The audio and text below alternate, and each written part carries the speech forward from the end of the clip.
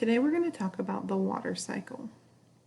You can tell that this picture is the water cycle, and it lists several of the parts and components that we will talk about as we go through. So the water cycle is the movement of water between the atmosphere, the land, the ocean, and all living things. So water changes state in a few ways. It can absorb energy and it can also release energy. So one of the ways it absorbs energy or heat is as it melts from a solid to a liquid. So as it goes from solid to liquid. It also absorbs energy or heat as it evaporates from a liquid to a gas. Okay? It releases energy or releases heat as it condenses from a gas to a liquid. And it releases energy as it freezes from liquid to a solid. And here's kind of how that all happens. We have water vapor, we have liquid water, we have frozen solid water. So how does the water reach the atmosphere? Well, there are several parts to the water cycle.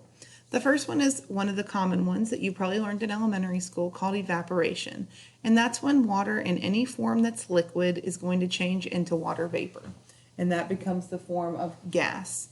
So whether it's from the cup you left on your back porch, the lake you live next to, or the ocean, it's any water source that's having water leave that source, going into the atmosphere, and becoming water vapor as a gas.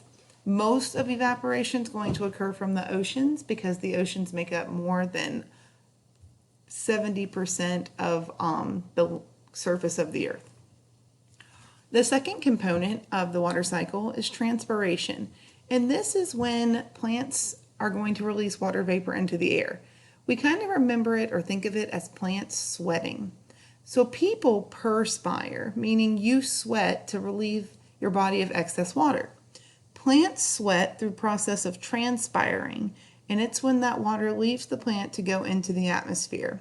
And this is going to make up about 10% of the water found in our atmosphere through this process of transpiration. This imagery here kind of shows the water is absorbed by the root hairs, and then it's going to travel up through the plant, and then it will leave through the leaves in the process of transpiration. The third thing is sublimation, and basically this is a process of solid water changing state but going directly to water vapor. So basically it never goes to a liquid state. It skips that completely over and it goes from the solid water changing directly to water vapor. So it's a solid to a gas. And this is going to happen when dry air is going to blow over something like snow. We don't have a lot of this occurring here in Georgia because we don't have a lot of snow. But it does happen in a lot of northern states because that dry air is going to come in going over the snow, and it's going to have very cold air with it and create that low pressure that's going to basically cause that solid to become vapor instantaneous.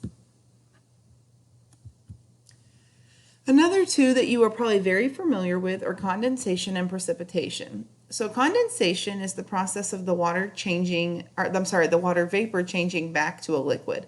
So it's when the water that's in the atmosphere that you can't see, that's a gas, condenses on a surface, and it must have a surface.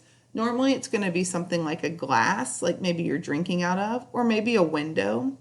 So liquid water droplets will attach to dust particles, and those will create clouds. The water vapor can then condense on the surface. The water vapor commonly is seen in the early morning hours on your grass, and it's known as morning dew, like DEW. And it's because it has to have a surface to fall on. Nothing can condense if it's not going to have a surface.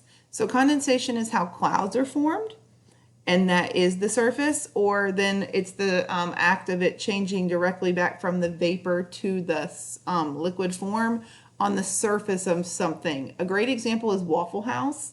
If you've ever eaten at a Waffle House, they're often very cold inside, and that is because they want to have the restaurant be cool enough for the cooks, but also enjoyable for the people that work there and eat there. However, if you notice the windows are kind of like damp, that's because condensation's occurred because it is cool and it's warm in that same environment. Precipitation is most commonly known.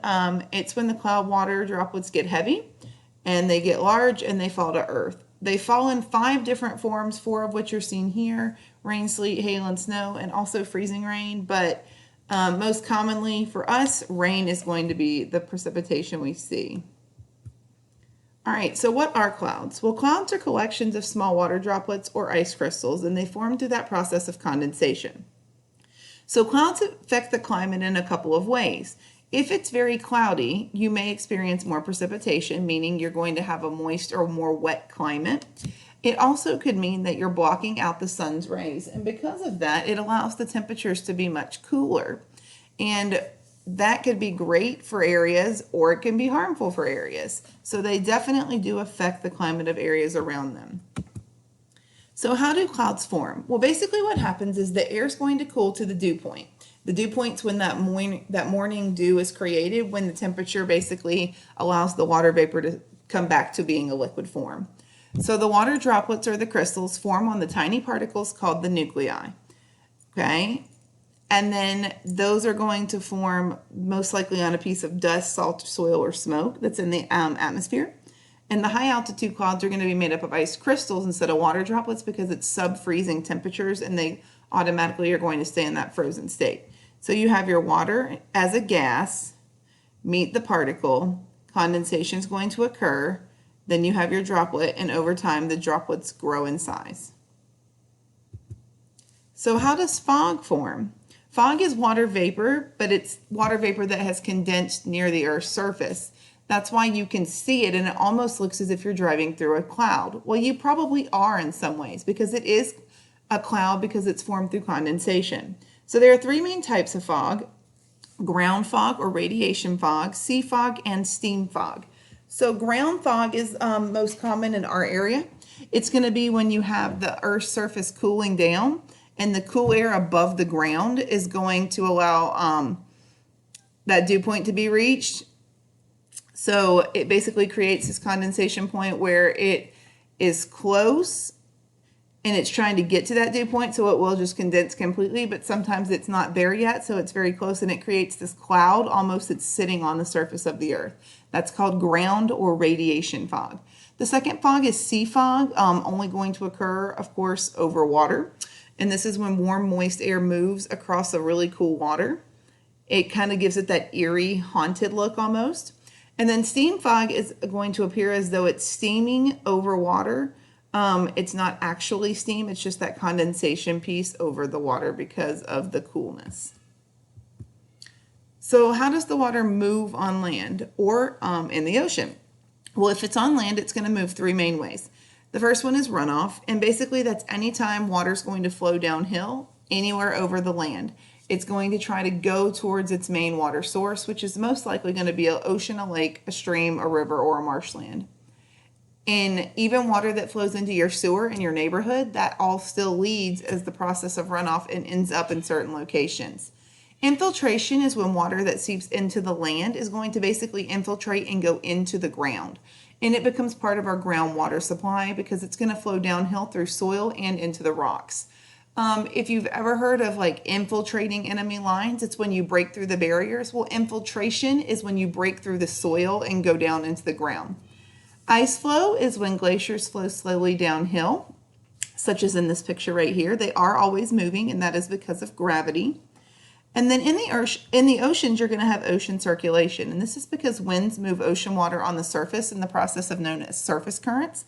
And then the salty and cold water will sink and create deep currents. So you're going to have water movement inside the ocean and along the surface of it as well.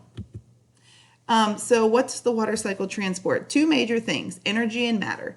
Energy is transported through the water cycle because of changes of state and movement of water from place to place. So the movement from the cloud to the ground, from the ground to the evaporation piece into the clouds. And then matter because ocean currents are going to move all over the world. They're going to carry things with them, such as solids, salt, gases, anything in the water, etc. Rivers do the same thing because they also sometimes have movement currents. They're going to move sand, mud, gravel downstream. And then glaciers are going to grind away rocks and move those pieces as well as anything along the way as they flow down the hill.